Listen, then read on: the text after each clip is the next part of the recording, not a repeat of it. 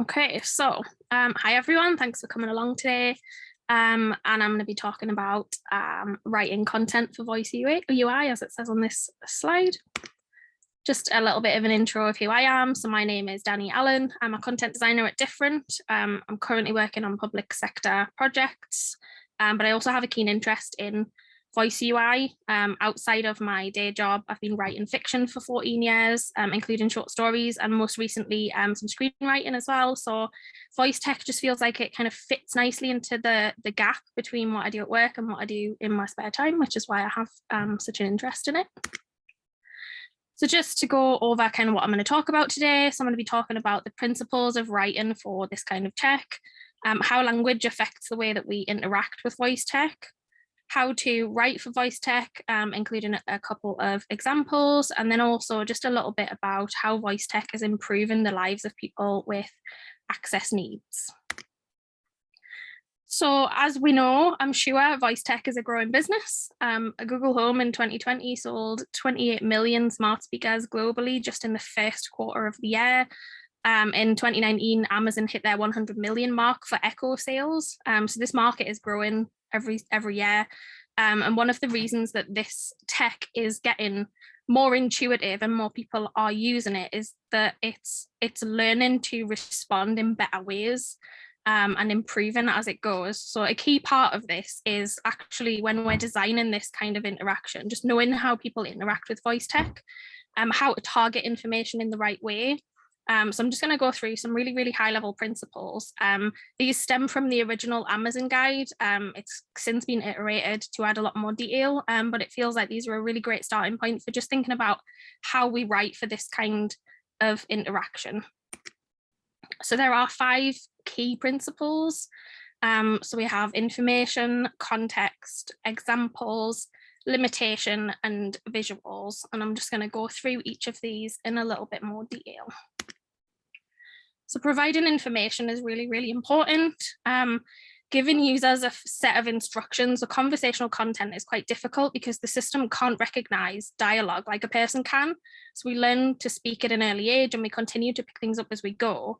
But the machine is going to need to have a set number of interactions and set content to respond to. So as a user, if you ask the wrong question and you don't get the response you need, this can really quickly become quite frustrating. So just being really, really clear about what this thing does, and then potentially also incorporating information into the name of a skill. For example, if you're writing an Alexa skill and you call it book a taxi or dial a cab, it's going to be a lot clearer what this thing is about and for than if you call it, for example, Aunt Bessie's here to their service.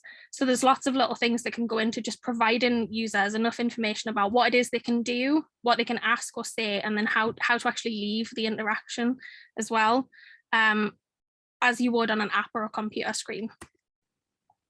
Giving context to answers. So because there isn't anything to look at and users are relying on what the device is saying, it's really, really easy to get lost in the interface. So because of this, it's good to lead into the information the interface is given. So instead of, for example, just saying something like sunny and dry, if someone has opened a weather app, the interface would say today's weather is sunny and dry. So then we're giving users that context so they know what they've asked for is the weather, and then the weather is what they've got because we've front loaded that sentence. And if they didn't, and this was activated by mistake, or if they potentially have poor short-term memory, then they still have some context so they know what this information is related to and it hasn't just completely come out of the blue. Using examples, because the interface is limited as to what it can understand, it's necessary to make sure that we give users as much information as possible so that they can actually interact in the right way. When we're speaking and listening, we generally don't use things like full sentences. We use things like tone of voice to relay information, and then we can also understand what someone is saying without needing all of the words in a sentence. But the problem is an interface like this can't do that. So it can't understand speech in the way that a person would, which is how things become so frustrating for people. So using things like examples about what someone can say to interact with this type of tech is really important.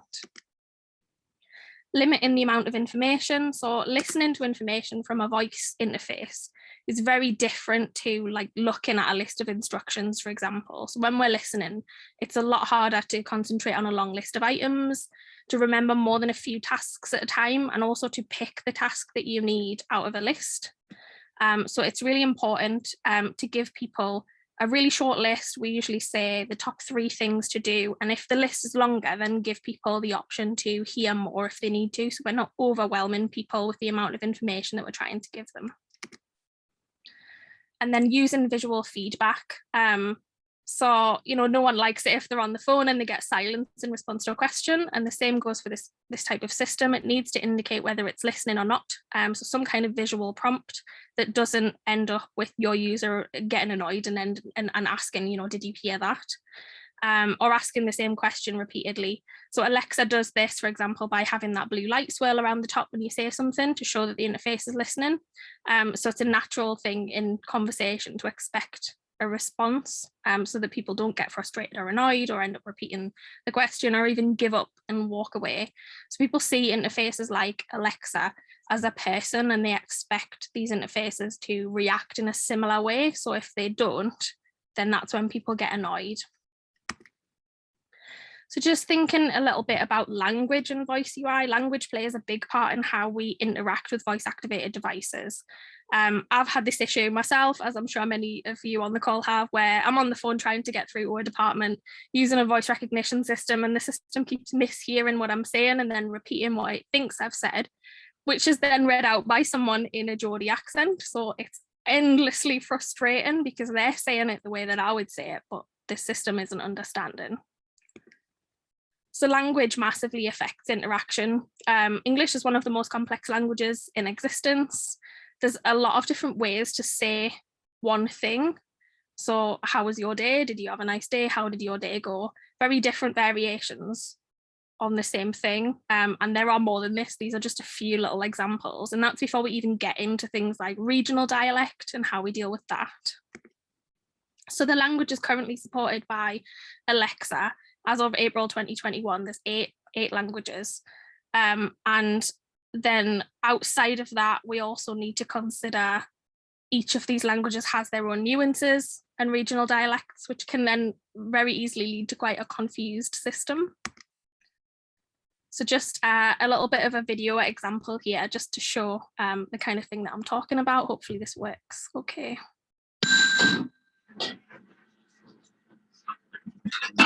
What's the buttons? Oh no, they installed voice recognition technology in this lift. I heard about this. Voice recognition technology in a lift in Scotland. You ever tried voice recognition technology? No. They don't do Scottish accents. 11. Could you please repeat that? 11. 11. 11. 11. Could you please repeat that? 11. Whose idea was this? You need to try an American accent. 11. 11. That sounds Irish, not American. What, doesn't it? 11. Where in America is that? Dublin? I'm sorry. Could you please repeat that? Try an English accent. 11. You for the same part of England as Dick Van Dyke. Listen, you're saying smart ass. Please speak slowly and clearly. Smart ass. 11. I'm sorry. Could you please repeat that? 11. If you don't understand the lingo, away back home to your own country. Ooh, is that talk now, is it? Away back to your own country? Oh, don't start, Mr. Bleeding Heart. How can you be racist to a lift? Please speak slowly and clearly. 11. 11. 11. 11. You're just saying it the same way. You want to keep saying it to understand Scottish, all right? 11. 11. 11. 11. I'll just say it's anywhere you can. Just open the doors. This is a voice-activated elevator. Please state which floor you would like to go to in a clear and calm manner. Calm. Where's that coming from? Why is it telling people to be calm? Because they knew they'd be selling this to Scottish people who would be going up for nuts at it. You have not selected a floor. Aye, we have 11. If you would like to get out of the elevator without selecting a floor, simply say, "Open the doors, please." Please, please. Suck my wally. Maybe we should just say please. I'm not begging that for nothing.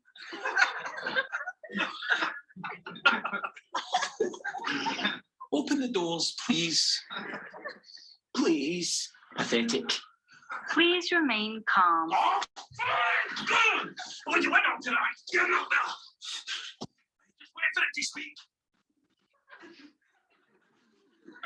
You have not selected a floor. Ah, mules, you cow. You don't answer these doors. I'm going to come to America. I'm going to find whatever desperate actress gave you a voice, and I'm going to go in an electric chair for you. Scotland, you bastard. Scotland! Scotland! Freedom!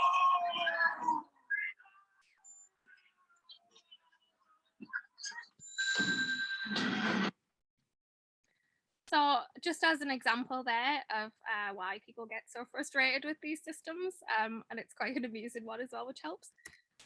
So obviously there's a lot to consider before we even really start writing our scripts. But then once we get to this point, there's obviously using all of those key principles that I've just talked about to help with that struggle that we have as humans when we're interacting with something that is technological using our voices. Obviously we grow up learning the art of conversation, and that's difficult to forget when we're talking to an interface using conversational content to reply. So giving users the information they need to get what they want out of the system, making sure that they understand the language limitations by providing examples and visual prompts where possible will just make the whole interaction a lot easier. And then once we've had a think about this, then we need to get writing. So there's a lot of things to consider when we're thinking about how we write in this conversational way. So the scripts obviously show the conversation between the user and Alexa, like in a movie or a play. And it's a really great exercise to determine how conversational flow. So using these scripts to help identify some of the situations that you might not have already accounted for. So there's quite a few things to consider here, things like keeping your interactions as brief as possible, writing for how people talk instead of how they read and write, because we take in information in a very different way when we're listening to it to what we do when we're reading or writing it. Avoiding repetitive phrases that can get really irritating. If a system is saying the same thing over and over again, like "I didn't quite get that," that can get really annoying really fast. Don't assume that the user knows what to do or what will happen. A lot of people are first-time users, or maybe they don't interact with the interface regularly. So just make sure you keep reminding people about the kinds of things they can do. Indicating when the user needs to provide the information, and then clearly presenting the options that someone has as part of this interface and how it works. In general, providing no more than 3 choices at a time, so we're not overwhelming users with information, and then also asking for information one piece at a time. So I'm just going to go into some of these in a little bit more detail. So these examples are actually taken directly from Alexa's style guide. It's a really good example of how to write this kind of conversational content, so great as a bit of a starting point if you want to have a dig around and see how they do things. The first thing here we've got is to prompt a response. So presenting the options alone doesn't really sufficiently inform the user that they need to respond. You need to make sure you're asking a question, just to make it really, really clear that you're expecting the user to say something. So in this first example, you can see it's phrased as a statement rather than a question, with a list of then things that they can choose from. But actually a much clearer way of doing this is to give them the list of categories and then actually ask them what the question is that you want them to answer. Don't assume. So when users experience this kind of tech for the first time, they might only give minimal information. So they might even just ask Alexa, for example, to open something without providing any further detail. When this happens, you need to tell them what the options they have are for actually interacting with the thing that you'd want them to use. So it's important to just not assume users know what they're doing when they open this thing. So just saying something like open weather checker, for example, tells the user they've activated this feature, but then actually what can I do next? What kinds of things can I ask for? So in this example here, we've got this do not option as just opening this app. And then the do is actually, here's an example of what you can do as part of this. So you can ask to get a ride or request a fare estimate. Which will it be? So making it really, really clear that there's some options here and some things that people can say to be able to complete this goal that they have. Clearly presenting your options. So when you're prompting the user with a set of options, construct the language of your prompt so it's really clear that, for example, it's an either or question. So in this example here, we've got, would you like French fries or a salad, which feels like it could be a yes or no question, especially when you're hearing it rather than reading it. Whereas this example on the right is a very clear option between which one of these would you like, French fries or salad. So then you're prompting the response that you need to be able to keep the interaction going. Keep it brief. So speech is very linear and time-based. You can't really skim spoken content like you can visual content. So you read a web page in a very different way to how you're actually listening to something. And users need to be able to make quick decisions in response to questions because time is ticking, people want to get on with things. So prompts should be as short and concise as possible, but while still being clear. So try not to give people too many options or too much information. Just get right to the point. What is the question? How can you interact with this service? Avoid overwhelming people. So when we're presenting users with a list of options to choose from, make sure the choices are really clear. Don't present more than 3 choices if possible, and also avoid kind of repetitive wording. So this example here, we've got what flavor do you want? For chocolate, say chocolate. For vanilla, say vanilla. That kind of, you can assume a little bit of intuition there on the user's part. So then we get this really, really slimmed down version on the right here. Which flavor would you like? Chocolate, vanilla, or strawberry? And the user knows enough to know that they need to answer that with a voice command. Offer help where possible. So especially if an Alexa capability, for example, does a lot of things, so more than 3, try not to fit everything into a single prompt, and present the most important options first, along with some help. And then if the user asks for help, then you can give them a further list. And also remember to ask a question after you've presented the options. So on the left here, sorry, clear, you've got, there's a very long list with commas. It's quite difficult to say something like that in one breath, which is the general rule. Sort of, if you can't say it in one breath, it's too long. And then this example on the right here, so we've got a few key things that people can do, and then they can also say stop if they're done, and then we say how can I help. So we're giving them an option for how to go forward. Where do we move from here? Only asking necessary questions. So try and make some smart assumptions where possible to avoid any unnecessary questions, because it can add a bit of friction to the user experience, and make it seem a little bit less thoughtful. So if something does only one thing, for example, this one here, we've got a joke bank. We don't really need to ask the question, would you like to hear a joke? Because someone's opened an app that's called Joke Bank. So we can assume that they actually want to hear a joke and then make that leap. Use confirmation selectively. So we want to try and avoid any dialogue that creates too many confirmations, but confirm anything that's really, really important. So things like actions that are publicly visible. So if someone's posting to social media using voice tech, actions affecting another person, so sending a message, and then actions where there's money involved. So if you're buying something, then that is an important thing to confirm with the user. But as in this example here, we know that people have opened this skill because they want to know what their horoscope is. So we don't need to confirm that with a question. So you want the horoscope for Libra, right? They've already said that, so we can assume that they want that, and then we can just give them what they want. Ask for one thing at a time. Users might not give all of the information that that an application like this needs in one step. And if it can't be assumed, then we need to ask the user for that missing information a step at a time rather than overloading them with questions. So someone might say, I want to make a reservation at Haymarket tonight for 7 p.m.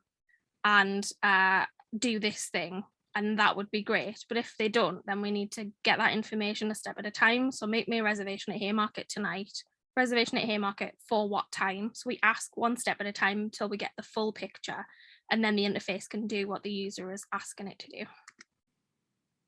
So the big thing here is people are unpredictable. We all communicate in slightly different ways. We all do things in slightly different ways. We all have different goals for how to complete things.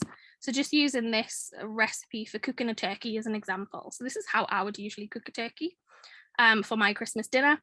My sister would describe a completely different process. My neighbor would have a totally different way of doing it. And the same goes for how we interact with each other. It's not an easy thing to predict what someone is going to say. And there's so many different variations of the same interaction. So quite a lot of thought needs to go into how we design a system to handle that kind of complex interaction. So as I say, Alexa's guidelines are a great place to learn more about how they style their system. And it gives a great sort of starting point if you want to learn more about how it's designed for this kind of interaction. So now I just want to talk a little bit about voice UI and accessibility. So there are obviously things that need to be thought about as part of the interactions that we design that take things like access needs into account, much in the way that you would design a web page, for example. So in terms of what kind of questions we need to be asking ourselves, there's things like, you know, people's level of skill, are people used to using this type of technology? We know that, for example, someone who uses a screen reader is used to using a technology that that says things to them rather than they're actually reading it on the page. Physical abilities, so does someone have a hearing or a visual impairment? Is their ability to move around hindered? Is there a way that we can improve the experience for people?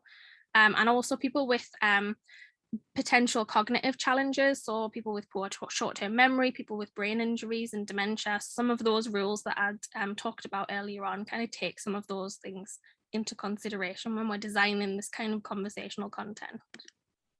So there are a lot of advantages to this kind of tech for people with access needs, and these are just a few examples. So we have things like transcripts. So the Echo Show has a screen that can be used alongside the Echo and allows for text input to interact with Alexa, and also on-screen audio subtitles as well. Timers, so things like this are good for visually impaired people or people with memory or dexterity problems. We can ask Alexa, for example, to set things like a timer for the cooker, so we don't forget that it's been turned on. Reminders are another big thing for people with potential short-term memory challenges, and are also really, really good for visually impaired people. So I ran a session with an accessibility group a little while ago about how people with access needs use voice tech, and got some great examples from people around things like reminding someone that their next meeting's in 5 minutes because they can't see the clock, having a calendar that talks and tells you what's coming up in your work day, so you know what the next meeting's going to be about and you can prepare properly for it. We got a great example from a man who was blind, who obviously didn't notice that it had gotten dark, especially in the winter when it gets dark a lot earlier, and he would use Alexa to remind him to turn the lights on for when his partner got home, just because he obviously couldn't tell when sunset had happened, but Alexa can actually do that. We have things around controlling your environments, people who can't get up and walk around or see when it's light or dark, for example. You can also use this smart plug. So Alexa does a smart plug that actually links to the system. So in that example I've just talked about, there were smart plugs plugged into the lamps, and when it got to sunset, the lamps would automatically turn on. So that's a really, really useful thing for people to use. And then also just for general interaction, so good for, you know, socially isolated people, older people who can't get out of their home. There have been studies and people have said that Alexa's like having someone they can talk to when they haven't seen their family for a few days, or they're feeling lonely. So there's a lot of positive impacts on that these kinds of devices can have on people's daily lives, which is great. So with the voice tech becoming more popular, there are a lot of companies out there creating technology to allow people to do lots of different things. So for example, being able to hear audio subtitles in a room full of people, connect household appliances to Alexa, so that Alexa smart plug, and then also to do things like allow patients in hospital to call for help. So I just have a few examples of this kind of tech. So wearable tech for audio subtitles is a big one that's kind of coming out a lot at the moment. So this is just one example here where we have this immersive wearable speaker that connects to your TV or your phone. It's ergonomic, so it's designed in a way that means it doesn't put any extra pressure on you. And it's also really, really easy to use. So this is a device that you wear around your neck with speakers, and it gives you a sound loop so that you can hear the audio subtitles really clearly, even when you're sitting with your family watching a film, for example. And there's also a lot of other examples. So for example, there are surround sound technologies that also direct audio subtitles at a specific part of the room. We've got Alexa Connect, which is great, connects Alexa to household appliances. It can do all sorts of things. You can plug it into pretty much anything. It can be set to turn on or off at a specific time, and is also a big help to visually impaired people or people with reduced mobility. And then also we have this Deloitte ASSIST. This is really interesting. It's a system that's been designed and piloted in hospitals in New Zealand that allows people to call for help. And then it also allows the hospitals to prioritize patients who might be in danger. So for example, if someone has fallen out of their bed and they're calling for help, the system can prioritize that call over someone who's asking for a blanket. Send the right help for the patient's needs. So if someone is asking for painkillers, then we know that needs to be someone who can administer that kind of medication. Again, if they're asking for an extra blanket or an extra pillow, then that could be potentially a healthcare assistant or someone like that. And then also visually see the patient using a camera. So for patients who might be non-verbal, for example, we can see them using a camera and actually be able to assess them based on that, see if someone's in pain, make sure that they're there and they're safe. So this has been piloted in hospitals and the feedback's been pretty amazing so far. So this could be something that is coming on the up. And then just a few key learnings. So as I said earlier on, people are very unpredictable. We don't know how people are going to react to this kind of system. We don't know what they're going to say. It's really, really hard to predict that kind of thing. So we need to really put a lot of thought into the kinds of things that we're asking and the kinds of information that we're presenting to people and how we present that information. Language is really, really complex and multi-layered. There's a lot to consider even when we look at England as a country. There are so many regional dialects and so many different ways that people say different things. And it's really, really hard to get this right. Designing content for interaction with machines is also very, very different to designing for the web. So because of the very different way that we interact with things using verbal commands in relation to reading information and taking it in that way, there's just a massive difference, and a massive difference between what we expect of a web page with information in it and what we expect of a machine that can essentially talk to us and interact with us. So because of all of this, writing for voice tech is a skill. It's like massively in demand at the moment. It's a really technical way of writing content that obviously I find really, really interesting because it is a mixture of script writing and also that really sort of nitty-gritty content design and making sure that we're interacting with people in the right way. And that is that.